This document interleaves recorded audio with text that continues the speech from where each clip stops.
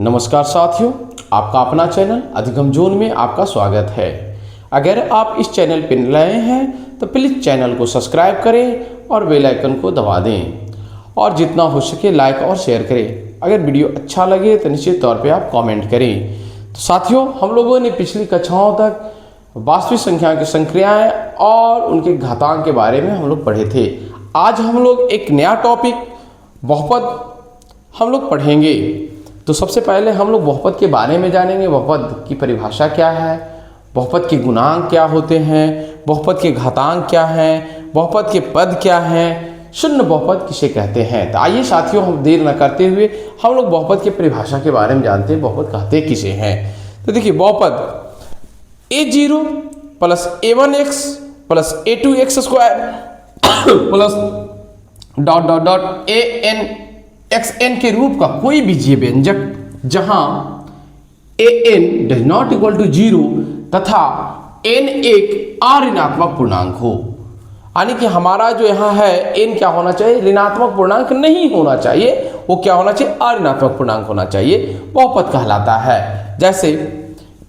जैसे 2 plus 3x plus 5x square, यह मेरा क्या है, एक बहुपद है। ये मेरा क्या है, बहुपद है, इसी रूप का है। इसको हम लोग इस तरह से भी लिख सकते हैं, डिक्रीजिंग ऑर्डर में घात के 5x square plus 3x plus 2। ये दोनों क्या है, एक दूसरे के तुल्य है। यानी कि ये दोनों हमारे क्या है, बहुपद हैं।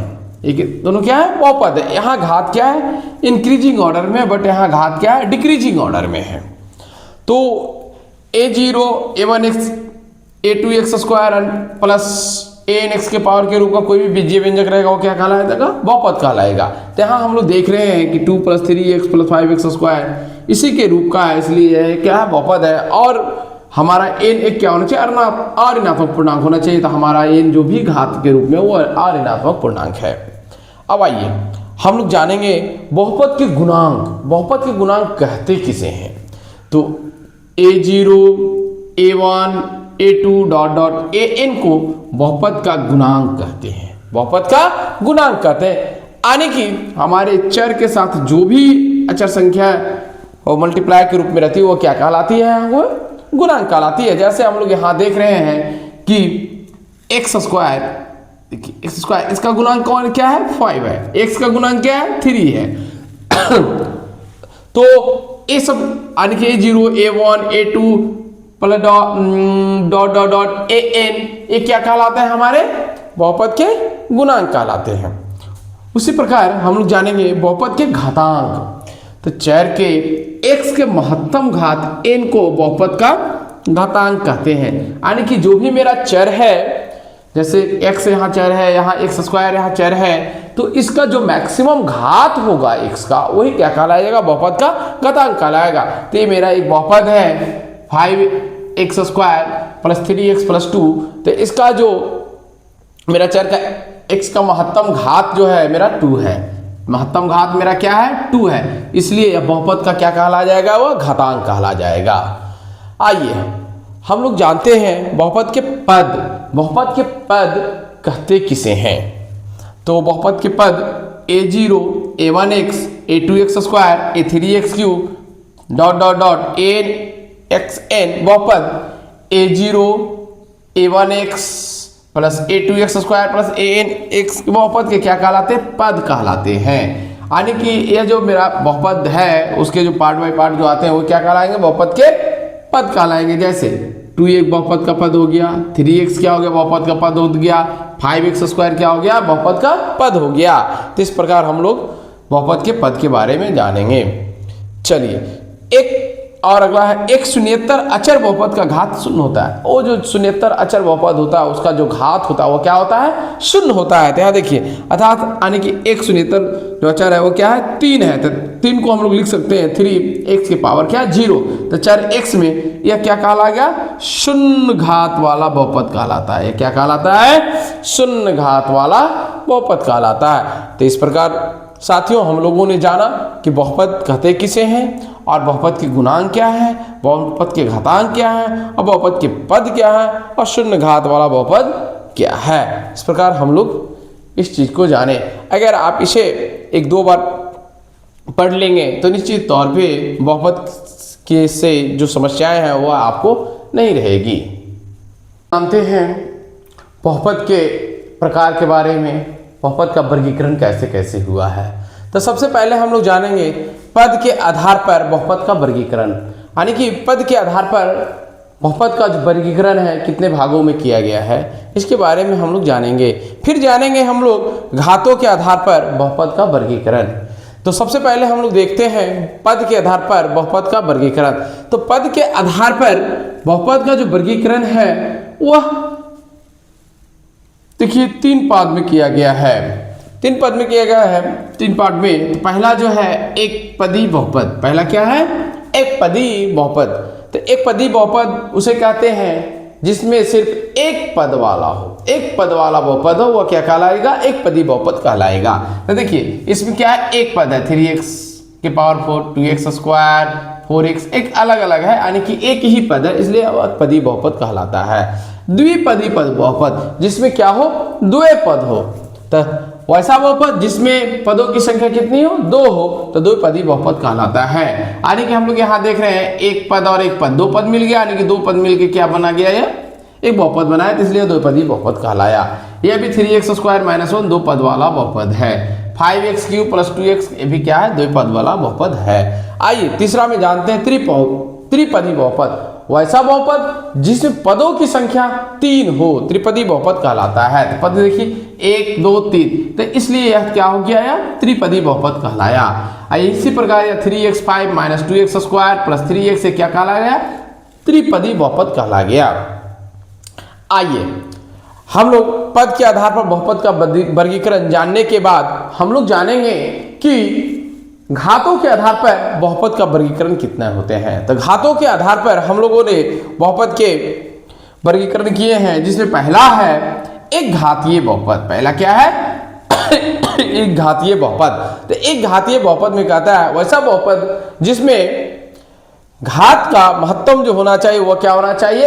1 होना चाहिए, यानी कि चर का महत्तम घात क्या होना चाहिए? 1 होना चाहिए। वो क्या कहलाता है? एक घातीय बहुपद कहलाता है। यहाँ हम लोग चर का महत्तम घात देख रहे हैं 1 है, यहाँ भी क्या है? 1 है, इसलिए क्या कहला गया? एक घातीय बहुपद कहला गया। द्विघातीय बहुपद, यहाँ भी हम लोग देखेंगे चर का महत्तम घात क्या होना चाहिए? 2 होना चाहिए, तो द्विघातीय बहुपद कहलाएगा। देखिए 4x square minus x minus 5, इसमें हम लोग देख रहे हैं x का जो है घात हो क्या है? मैक्सिमम 2 है, इसलिए ये क्या कहला गया? द्विघातीय बहुपद कहला गया। इसी प्रकार हम इधर भी देख रहे हैं 4x square plus 3x minus 2, इसमें भी हम लोग देख रहे हैं कि चर का जो महत्तम घात है वह 2 है, इसलिए यह क्या कहला गया? मेरा द्विघातीय बहुपद कहला गया। अब देखिए आगे हम लोग जानते हैं त्रिघातीय बहुपद। त्रिघातीय बहुपद कहते किसे हैं? वैसा बहुपद जिसमें चर का महत्तम घात क्या होना चाहिए? 3 होना चाहिए। क्या होना चाहिए? 3 होना चाहिए। वह क्या कहलाएगा? त्रिघातीय बहुपद कहलाएगा। यहाँ हम लोग देख रहे हैं 5x cube plus 3x square minus 2x plus 3, यह एक बहुपद है जिसमें मेरा जो मैक्सिमम घात है वह क्या है? 3 है। मैक्सिमम घात क्या है? 3 है, यानी कि अधिकतम घात कितने हैं मेरे? 3 है, इसलिए क्या कहला गया? त्रिघातीय बहुपद कहलाया। ठीक इसी प्रकार यहाँ हम लोग देखते हैं इस बहुपद में 8x cube plus 2x square minus 3x plus 1, इसमें हम महत्तम घात जो देखते हैं हम लोग वो क्या देख रहे हैं? हम 3 देख लिए रहे हैं, इसलिए यह एक क्या कहला गया? त्रिघातीय बहुपद का उदाहरण। तो आइए हम लोग देखते हैं बहुपद के शून्य शून्यक। ए बहुपद px का शून्य शून्यक कहलाता है यदि x बराबर a पर px का मान 0 हो। px का मान क्या हो? 0 हो, यानी कि यदि x बराबर a पर px का मान क्या हो? 0 हो, अर्थात pa बराबर 0। तो हम जैसे में ले लेते हैं कोई एक बहुपद है, मान लेते हैं px बराबर x square minus 3x plus 2, तो यहाँ हम p1 निकालते हैं। तो p1 जब निकालेंगे तो x के जगह हम 1 रखेंगे, तो 1 to 3 into 1 प्लस 2, तो 1 माइनस 3 प्लस 2, यानी कि 3 माइनस 3 इक्वल टू क्या आ जाएगा 0। तो हम लोग यहाँ देख रहे हैं P1 बराबर 0 ले आ गया। और एक और मान लेकर देखते हैं तथा P0 निकाल के देखते हैं, तथा P0 निकालते हैं। तो 0 जब निकालेंगे तो 0 का स्क्वायर माइनस 3 इंटू 0 प्लस 2, यही मान पुट करेंगे 0 3 की जगह 0। तो यहाँ क्या हो जाएगा मेरा 0 माइनस 3 प्लस यहाँ 0 हो जाएगा, फिर यहाँ क्या हो जाएगा 2, यहाँ पर क्या निकल के आएगा मेरा 2। तो यहाँ हम देख रहे हैं कि P0 does not equal to 0, P बराबर 2 P0 बराबर 2 डज नॉट इक्वल टू क्या आ गया 0।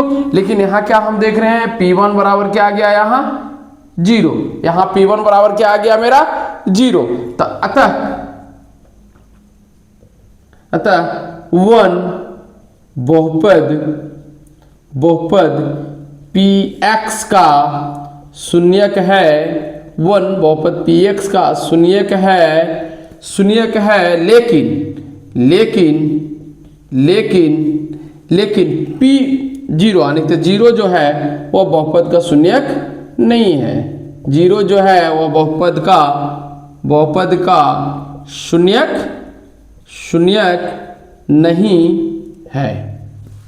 शून्यक क्या है वो नहीं है, क्योंकि वहां 0 नहीं आया। जब 0 आ जाएगा तो बहुपद का शून्यक कहलाएगा, अगर 0 नहीं आएगा तो बहुपद का शून्यक नहीं कहलाएगा।